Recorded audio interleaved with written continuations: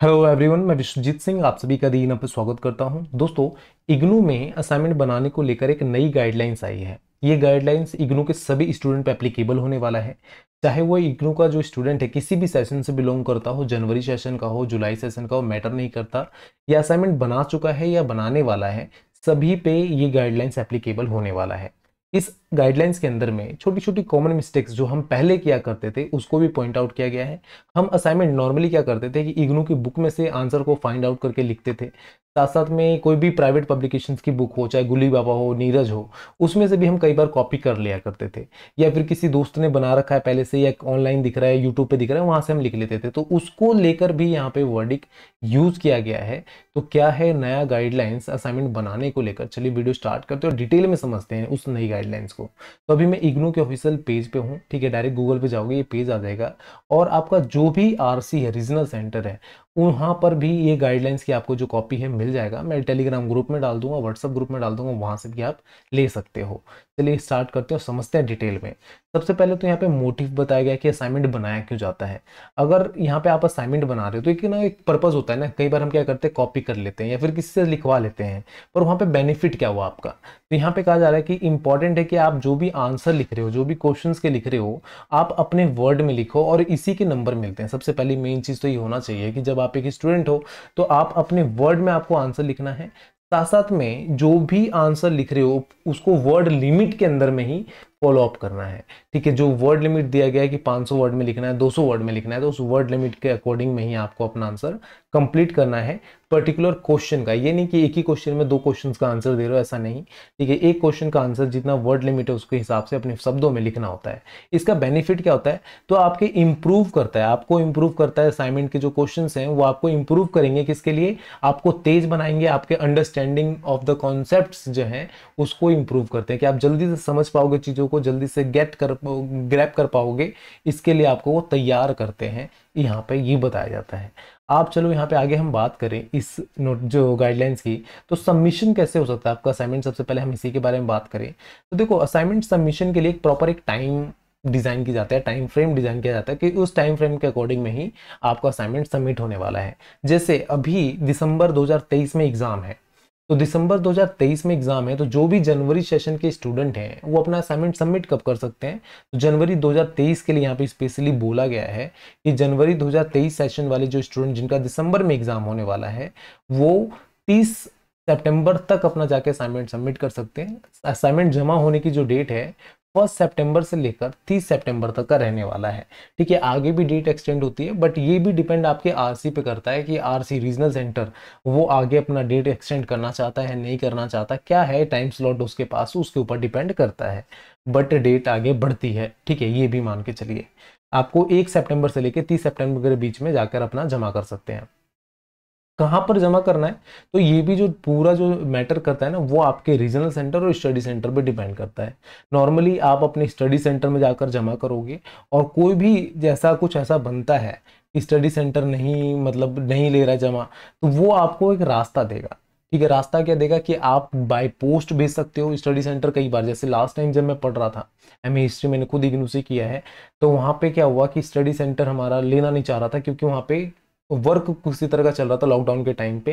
तो उन्होंने हमें बोला कि आप बाय पोस्ट भेज दो, ठीक है। तो बाय पोस्ट भेजा गया था, और यहाँ पे ऑप्शन देते हो, बाय पोस्ट का भेज सकते हो, मेल पे भेज सकते हो, जो गूगल फॉर्म आता है गूगल फॉर्म को भर के वहाँ पे भेज सकते हो, या फिर उनकी कोई वेबसाइट या फिर कुछ इस तरह का वो चीज़ें बता देते हैं, उस पर आप डायरेक्टली जाकर अपलोड कर सकते हो। तो ये चीज़ें रहने वाली हैं, ठीक है। अब यहाँ पे उसके साथ साथ में और क्या चीज़ें होती हैं कि जो भी आप असाइनमेंट जमा कर रहे हो, ये सबसे मोस्ट इंपॉर्टेंट चीज़ होता है कि उस असाइनमेंट की एक कॉपी, फोटो कॉपी या जेरोक्स जो भी है, आप अपने पास जरूर रख लें, ठीक है। और एक एक्नॉलेजमेंट स्लिप जो आपको जमा करते हो वो भी जरूर रखें, वो तो हम उसके बारे में नीचे भी बताया जाएगा, ठीक है।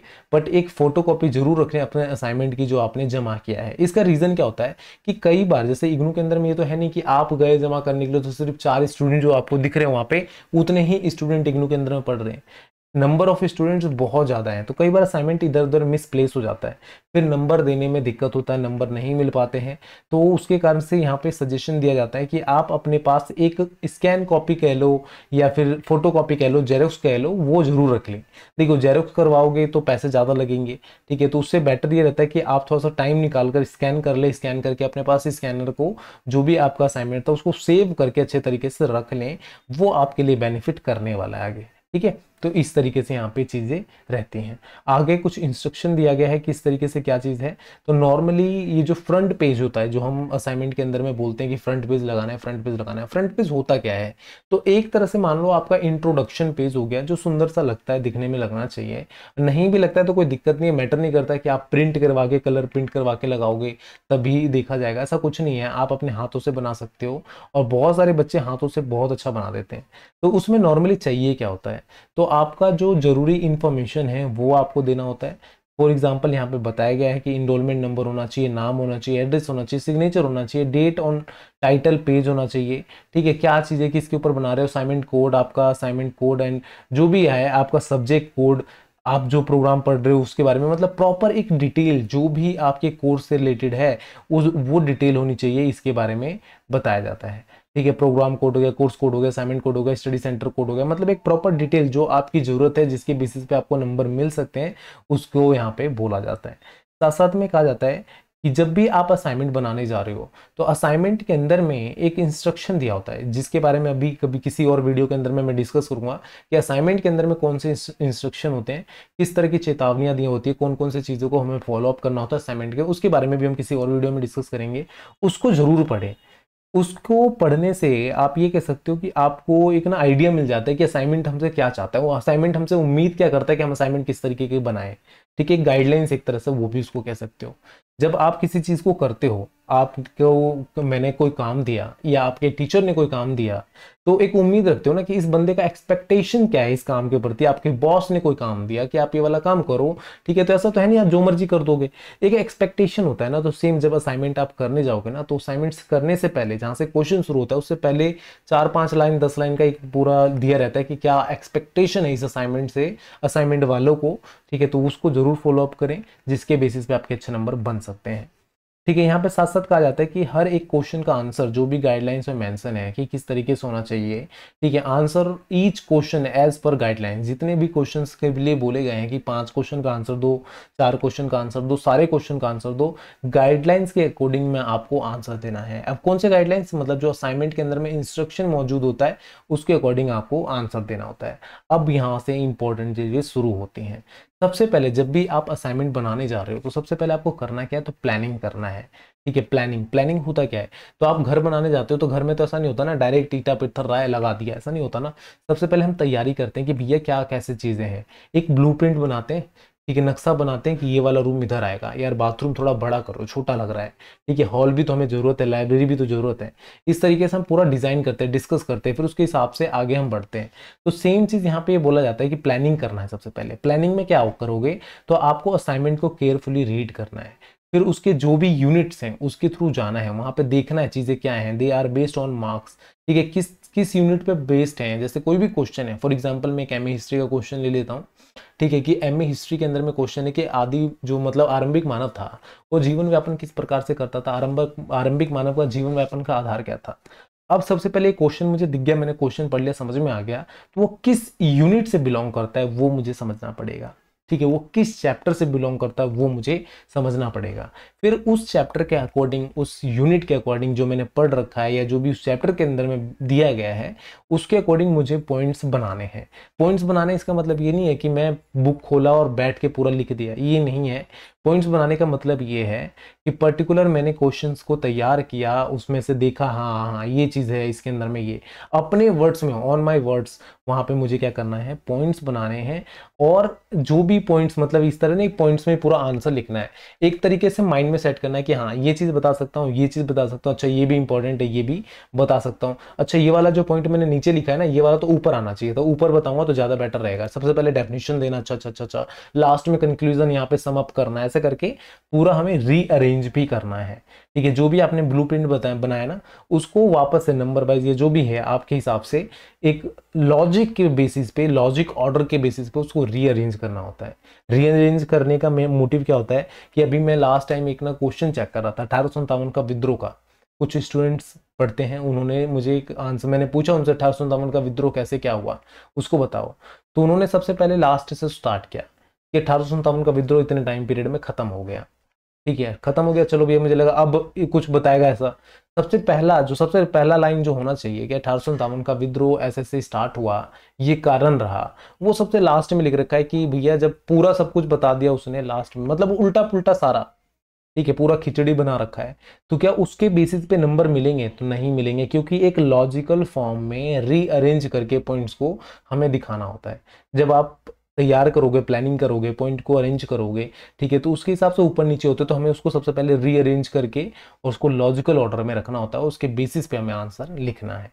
देखो, फिर ऑर्गेनाइज करना है। ऑर्गेनाइज करने का मतलब क्या होता है भैया, ये एक तरह से आपको ड्राफ्ट बना रहे हो, उसको एक रफ पेज पे उतार रहे हो, आपने सारे पॉइंट्स लिख लिए, अब उसको ऑर्गेनाइज करो, लॉजिकल ऑर्डर पे आपने ऑर्गेनाइज कर लिया। ठीक है, अब यहाँ पे करना क्या है, आउटलाइन ऑफ योर आंसर्स, जो भी आपके आंसर उसको आउटलाइन करो, प्रॉपर एक अच्छे तरीके से डिजाइन करो। ठीक है, यहाँ पे आप बात करोगे तो जो भी इंस्ट्रक्शन है उसको फॉलो अप करना होता है, लॉजिकल जो भी आपके कॉन्सेप्ट्स हैं उसको रखना होता है, सही तरीके से वहाँ पे दिखाने होते हैं। ठीक है, और जो भी आपके कनेक्शन है बिटवीन सेंटेंस एंड पैराग्राफ, उसको आपको दिखाने होते हैं कि क्या चीज़ें किस तरीके से बनते जा रहे हैं, और करेक्टली जो भी आपके अच्छे तरीके से जो भी आपके एक्सप्रेशंस हैं, स्टाइल्स हैं, प्रेजेंटेशंस हैं, उसको फॉलो अप करते हुए आपको लिखना होता है। इस तरीके से आप यहाँ पे लिखते हो। अभी भी जो अभी प्लानिंग और ऑर्गेनाइजेशन के अंदर में आपने अपना आंसर असाइनमेंट के पेज पे नहीं उतारा है, ये सिर्फ एक रफ, एक आप ड्रॉ कर रहे हो, ड्राफ्ट बना रहे हो कि है क्या चीज़। ठीक है, ड्राफ्ट बना रहे हो, अभी फाइनल टच आपने दिया ही नहीं है। आपने क्या किया, रफ सिर्फ पॉइंट्स पहले बार में उतारे, सेकंड टाइम में आपने क्या किया, पॉइंट्स बना लिए, उसके बेसिस पे आपने रीअरेंज कर लिया, सब कुछ कर लिया, और सेकंड टाइम में ऑर्गेनाइज किया उसको लॉजिकल बेसिस पे, उसको सुसंगत जिसे कहते हैं एकदम अच्छे तरीके से, ठीक है, कोहेरेंट करके, मतलब आपने पूरा उसको सही तरीके से ऑर्गेनाइज किया। उसके बाद क्लियर जो भी आपका मैसेज है, जो भी आपके एक्सप्रेशंस हैं, स्टाइल है, प्रेजेंटेशन है, उसको ध्यान में रखते हुए उसको आपने प्रेजेंट किया। अब यहाँ पे आ जाता है भैया, अब आपको आंसर क्या करना है, अपने आंसर शीट में उतारना है, प्रेजेंटेशन देना है। ठीक है, यहाँ पे कहते हैं once you satisfy with your answer, जब आपको लगे कि हाँ आंसर कंप्लीट हो चुका है, आप राइट डाउन कर सकते हो फाइनल वर्जन को अपने सबमिशन के लिए। और हर आंसर को लिखते समय आपको ये ध्यान रखना है कि नीट एंड क्लीन हो, अंडरलाइन करो पॉइंट को, एम्फसाइज करो जो भी आपके वर्ड्स हैं। जैसे आप कहते हो कि 1857 का विद्रोह का मुख्य जो चेहरा था मंगल पांडे को माना जाता है, तो मंगल पांडे क्या इंपॉर्टेंट वर्ड है ना, तो मंगल पांडे को हमने अंडरलाइन किया। जैसे हम कहते हैं कि भैया जो आरंभिक मानव था वो जीवन व्यापन के लिए शिकार, संग्रहण और मछली पकड़ने पर निर्भर रहता था, रसद पर निर्भर रहता था, तो जो तीन वर्ड हुए ना, शिकार, संग्रहण, उसको हम क्या करना, अंडरलाइन करेंगे, जिससे वो हम उस वर्ड के ऊपर जोर दे रहे हैं, एम्फसाइज कर रहे हैं कि भैया ये वर्ड इंपॉर्टेंट है, इस पे फोकस करो। ठीक है, तो यहाँ पे इसके बारे में भी कहा जाता है कि आपको क्या करना है, पॉइंट को अंडरलाइन करना है, एम्फसाइज करना है। Make sure that answer will be separate word limit, मतलब जो भी आपका वर्ड लिमिट है ना उसके अंदर में ही सीमित हो, ऐसा ना हो भैया कि आपका वर्ड लिमिट फाड़ कर बाहर निकल रहा है, ऐसा कुछ ना होना चाहिए, उसके वर्ड लिमिट के अंदर में ही सीमित हो। ये चीज़ें देखो, एक चीज़ और यहाँ पे होता है, कई बार हमारे पास टाइम नहीं मिल पाता है कि सर कैसे अंडरलाइन करें, टाइम तो बचा ही नहीं, मैं भूल गया, ये चीज़ें आप क्या करा करो ना, जैसे ही आपका आंसर कंप्लीट हुआ, मैं अपना बताता हूँ, बाकी का मुझे नहीं लेना पता कि क्या कौन क्या करता है, क्या करना चाहिए।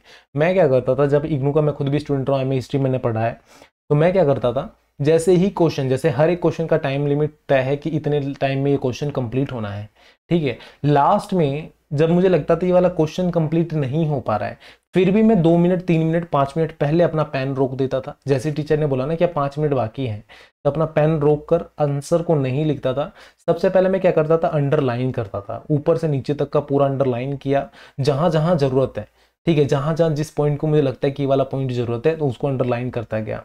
लास्ट में मैं करता था, स्टार्टिंग में या साथ में इसलिए नहीं करता था क्योंकि मुझे लगता था कि अगर अब साथ में करूंगा तो टाइम ज़्यादा लगेगा, ठीक है, तो इसलिए लास्ट के लिए मैं छोड़ देता था। पर लास्ट में करते समय एक प्रॉब्लम ये भी आती है कि आप भूल जाओगे कि किस पॉइंट को अंडरलाइन करना है, मेरे साथ होता था। ठीक है, बट फिर भी आपको याद करके अच्छे तरीके से वहां पे अंडरलाइन कर सकते हो। लास्ट के 5 मिनट में अंडरलाइन आपका पहले हो गया, फिर वापस से स्टार्ट करो जहां से आप लिख रहे थे, उसी स्पीड से वापस से स्टार्ट कर सकते हो।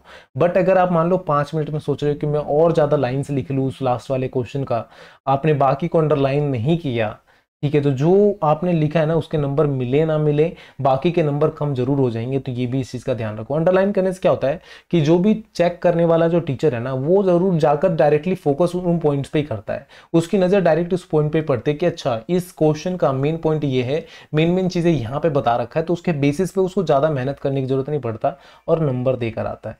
ठीक है, आपको यूज क्या करना भी है, तो A4 साइज का पेज यूज करना है।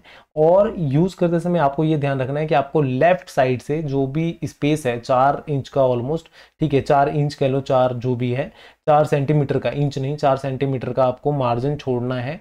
ठीक है, लेफ्ट साइड से। इसका मेन रीजन क्या होता है कि जो भी चेक करने वाला है उसको सही सही से समझ में आता है, मार्जिन रहता है तो अप्रोप्रिएट दिखता है, ठीक है सही तरीके से नजर आ रहा होता है, और साथ साथ में नंबर देने में चेक करने में आसानी होता है, समझने में आसानी होता है स्पेस रहने के कारण से।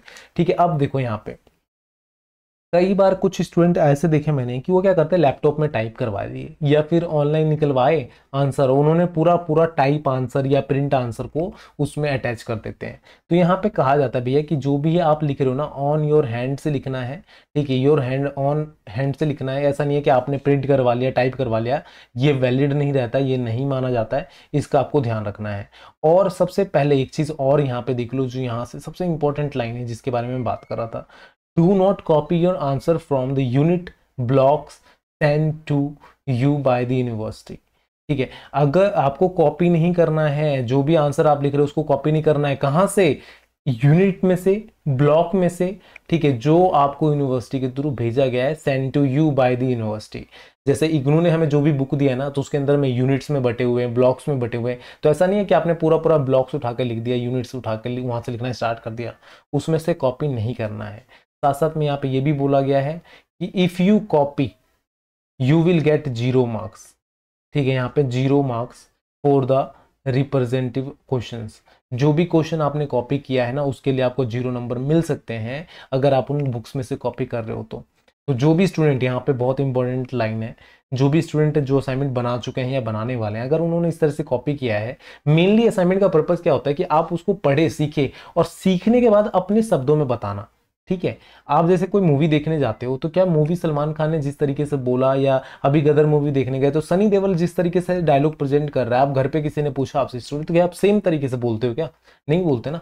आप अपने तरीके से, अपना हिसाब से उसको प्रेजेंट करते हो कि मम्मी ऐसा हुआ, भाई ऐसा हुआ, ये चीज ऐसा ऐसा था, पूरा ये वो इस तरीके से बताते हो। तो सेम यहाँ पे कहा गया भैया आपने उसको सिर्फ समझना है वहां पे, और बाकी अपने शब्दों में लिखना है। अगर आप मेरा डिट्टो कॉपी पेस्ट करोगे तो आप में और मेरे में डिफरेंस क्या, वो तो चोरी कर रहे हो आप। ठीक है, तो यहाँ पे ये चीज बोला गया, तो इसके बेसिस पे आपको चोरी के 0 नंबर मिल सकते हैं। तो इस बात का ध्यान रखना है, इसी के बारे में मैं बोल रहा था। एक चीज और इंपॉर्टेंट है आगे, जो आपके लिए बहुत ज्यादा इंपॉर्टेंट है। देखो यहाँ पे हम क्या करते हैं कई बार कि हम दूसरे स्टूडेंट्स में से भी कॉपी कर लेते हैं। यूट्यूब पे जाते हैं, सर्च करते हैं MAHI01 असाइनमेंट सॉल्व कॉपी। ठीक है, असाइनमेंट आंसर्स, जो दूसरों बच्चों ने लिखे हुए आंसर, उसको हम यहाँ पे क्या करते हैं, लिख देते हैं।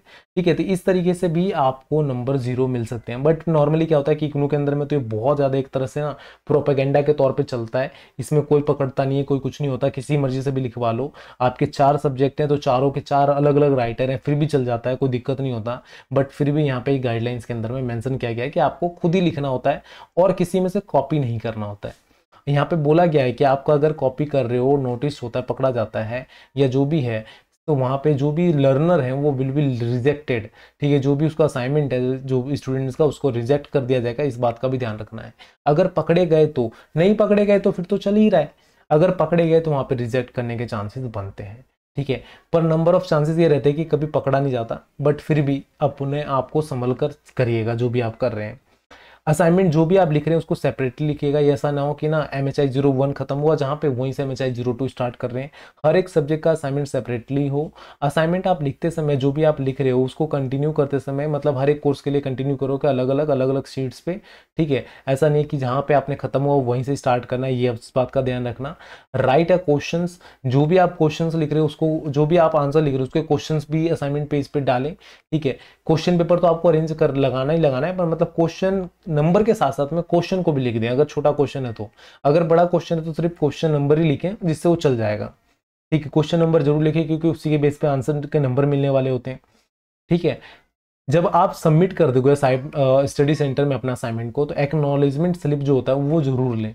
जो भी वहाँ पे टीचर है, जो भी वहाँ पे प्रोफेसर है, उससे एक्नॉलेजमेंट स्लिप जरूर लें, क्योंकि उसी के बेसिस पे अगर कुछ प्रॉब्लम होती है इन फ्यूचर, या आपका असाइनमेंट सबमिट नहीं हुआ या कुछ रहा, तो उसके बेसिस पे ही आप जाकर वहाँ पे बोल सकते हो कि सर मेरा असाइनमेंट तो आ नहीं रहा, अभी तक दिख नहीं रहा, क्या करना चाहिए क्या नहीं करना चाहिए, वो आप यहाँ पे बता सकते हो। और कोई स्टूडेंट है, जैसे ऐसा स्टूडेंट जिसने अपना स्टडी सेंटर चेंज करवाया है, ठीक है, तो अगर चेंज हो गया है तो जो नया स्टडी सेंटर है उसमें जाकर अपना असाइनमेंट जमा कर सकते हो। और अभी तक चेंज नहीं हुआ है, प्रोसेस दिखा रहा है, तो जो आपका पुराना स्टडी सेंटर है उसमें आप जाकर अपना असाइनमेंट जमा करवा सकते हो। पेज को यहाँ पे जो भी असाइनमेंट हो, आफ्टर टाइटल पेज, ठीक है, please insert copy of assignment question paper. जब आप टाइटल डाल देते हो कि ये टाइटल है आपके, मतलब जो जिसमें फ्रंट पेज लगा देते हो जिसमें नाम वाम बाकी चीज़ें, तो अपना जो क्वेश्चन पेपर है वो भी जरूर अटैच करें, इसके लिए बोला गया है। साथ साथ में आपको कुछ चीज़ों को इंश्योर करना होता है कि इनरोलमेंट नंबर, नाम, एड्रेस, ये सारी चीज़ें सही तरीके से लिखा गया हो, टाइटल, जो कोर्स होता है, असाइनमेंट नंबर, ये सब सही तरीके से लिखा गया हो, ठीक है। यहाँ पे एक चीज़ और है, do not use channel files. Channel files क्या होते हैं? जो प्लास्टिक वाले फाइल होते हैं ना, प्लास्टिक वाले जिसके अंदर में एक तरह से स्ट्रिप लगी होती है प्लास्टिक की, चैनल फाइल उसे बोलते हैं। तो चैनल फाइल का यूज़ नहीं करना है। पहले मैंने भी उसको चैनल फाइल का यूज़ किया था। चैनल फाइल में प्रॉब्लम क्या होती है कि कई बार इधर से उधर फेंकने पे, रखने पे क्या होता है कि पेज निकल जाते हैं। निकलने के कारण से आपका पेज मिसप्लेस हो सकता है, उसके बेसिस पे आपके नंबर नहीं मिल सकते हैं, और भी कई तरह के प्रॉब्लम्स होते हैं। उससे बेटर ये है कि आप सिंपल सा ऐसी धागा बांध के खाली कॉपी पकड़ा दो, वो बेटर है। पर चैनल फाइल का यूज़ मत करो। नॉर्मली आप क्या कर सकते हो, खुद भी असाइनमेंट के लिए वो तैयार कर सकते हो चीज़ें, अच्छे से पेज को बांध कर प्रॉपर तरीके से, आगे पीछे से कोई कवर अच्छा सा लगाकर आप उसको दे सकते हो, वो बेटर है। विदाउट कवर भी दोगे तो भी चल जाएगा, पर चैनल फाइल का यूज़ मत करना, इसके लिए मना किया गया है। जो भी इस क्वेश्चंस हैं उसको पर्टिकुलर सेक्शन में डिवाइड किया गया है। आप जब उस क्वेश्चन को सॉल्व कर रहे हो तो प्रॉपर तरीके से आपको आंसर देना है। एक सेक्शन खत्म होने के बाद ही दूसरे सेक्शन की ओर बढ़ना है। ऐसा ना हो ना कि आप पहला क्वेश्चन किए, फिर 10वां किए, फिर 6ठा किए, 5वां किया, ऐसा करोगे तो फिर बेकार हो जाएगा, ठीक है। मतलब एक सेक्शन खत्म होने के बाद ही दूसरे सेक्शन की ओर जाना है। यहाँ पे सबसे इंपॉर्टेंट चीज जो बोला गया है, यहाँ पे जो स्टूडेंट्स होते हैं वो सोचते हैं कि क्या असाइनमेंट के नंबर मिलेंगे, क्या असाइनमेंट इंपॉर्टेंट है यार, क्या बनाना असाइनमेंट, यार देख के बना लो, क्या कर लो। तो जो भी असाइनमेंट है ना उसके 30% का वेटेज जो होता है, जो नंबर होते हैं, ओवरऑल एवोल्यूशन जब होगा तब उस समय पे आपका 30% वेटेज असाइनमेंट में से लिया जाता है, नंबर लिए जाते हैं। आपके 100 नंबर का आपने पेपर दिया, 100 में से मान लो आपके 60 नंबर, ठीक है, 100 में से 60 नंबर, ठीक है, आपके बनते हैं क्वेश्चन पेपर के, ठीक है, आपके मतलब जो भी एग्जाम दिया उसके बनते हैं। और 100 में से 50 नंबर आपके बनते हैं असाइनमेंट के। एक तरफ 50 आया असाइनमेंट में और दूसरी तरफ 60 आया, तो 50% के, ठीक है, जो भी आपका नंबर है उसका 30% निकाला जाएगा। 50 में से 30% निकाला जाएगा, तो 50 नंबर का जो 30% हुआ, ठीक है, और वहां पे जो 60 नंबर का जो 70% हुआ, वो उन दोनों को ऐड करके जो फाइनल नंबर बनेगा वो आपका असाइनमेंट का बनता है। मतलब जो रिजल्ट आएगा, मार्कशीट आएगा, वो उसके अंदर में अपडेट किया जाता है। तो दोनों बहुत ज़्यादा इंपॉर्टेंट होते हैं, ठीक है। तो इस चीज़ का भी आपको फॉलो अप करना है। इस तरह का जो अपडेट है आपको डायरेक्टली आपके रीजनल सेंटर से मिल जाएगा। जैसे अभी मैं कोलकाता रीजनल सेंटर पे हूँ, तो यहाँ पर आप डायरेक्ट क्लिक करोगे तो सेम असाइनमेंट की गाइडलाइंस यहाँ पे दिख जाएगी। बट ये थोड़ा सा देखोगे तो जुलाई 2022 वालों स्टूडेंट के लिए था जो वहाँ पे डाला गया था। बट इसी तरह का जो गाइडलाइंस है आपके जो RC है रीजनल सेंटर, उसके थ्रू भी लाया गया होगा, आपको जाके बस चेक करना है। जो अगर मैं एक चीज़ और यहाँ पे बोलना चाहूँगा, अगर ये गाइडलाइंस मेरे टाइम में आई होती, जिस टाइम पे मैंने असाइनमेंट बनाया था, तो शायद कई सारी प्रॉब्लम मुझे भी फेस करना पड़ता। रीज़न क्या था कि जब मैं ब्लॉक पढ़ रहा था इग्नू का या जो भी चीज़ें थी, तो मैं नंबर ऑफ टाइम क्या कर रहा था कि ब्लॉक को पूरा तो कॉपी नहीं करता था, बट 50-60% ऐसा होता था कि मैं पूरा पूरा सेम डिट्टो लिख देता था, 40% अपने वर्ड्स डाले पर 60% उसको डिक्टेट कर देता था। अगर उसके बेसिस पे अगर चेक किया जाता तो मेरे नंबर कटते या फिर कम आते, ये चीज़ें रहती। बट अभी के हिसाब से अगर जो स्टूडेंट है इस तरीके से इसको मॉडिफाई किया, अगर इसको फॉलो करता है, तो स्टूडेंट का जो बेस होना चाहिए वो बहुत स्ट्रांग बनेगा। क्योंकि जब आप असाइनमेंट को प्रिपेयर करोगे इस हिसाब से, एक तो जो भी, जैसे मैं एमए हिस्ट्री पढ़ाता हूँ तो मैं एमए हिस्ट्री के हिसाब से सोचूं तो उसका बेस बनेगा, वो सोचने की शक्ति बढ़ेगी, उसको लिखने का शक्ति बढ़ेगा। कई बार हम जब बोलते हैं ना, शिकायत करते हैं कि सर मैं भूल जाता हूँ, चीज़ें समझ में नहीं आती, क्या लिखूँ, वर्ड्स नहीं मिलते हैं, ठीक है मैंने इतना ही पढ़ा था इसमें कैसे। तो वो चीज़ें आपको प्रिपेयर करता है असाइनमेंट, अगर सही तरीके से सही गाइडलाइंस को आप फॉलो करके बनाते हो तो। ठीक है, देख के बनाओगे तो आपको प्रिपेयर नहीं करता, बाद में बस ये शिकायत करते जाओ कि मेरे पास वर्ड्स नहीं है, कैसे लिखूँ, क्या करूँ। बट अगर सही तरीके से फॉलो करके बनाते हो तो आपको प्रिपेयर करता है। बट यहाँ पर रिक्वेस्ट एक और भी करूँगा आप सभी व्यूवर से कि हमारे चैनल को लाइक शेयर सब्सक्राइब जरूर करें, इस वीडियो को अपने दोस्तों तक पहुँचाएं, जो भी ज़रूरी स्टूडेंट है उसके तक पहुँचाएं, क्योंकि ये गाइडलाइंस फॉलो करना बेहद ज़्यादा ज़रूरी है आपके अपने लिए भी और अच्छे नंबर के लिए भी। ठीक है, चलिए यहाँ पे वीडियो एंड करते हैं। Thank you so much, bye bye, take care, all the best.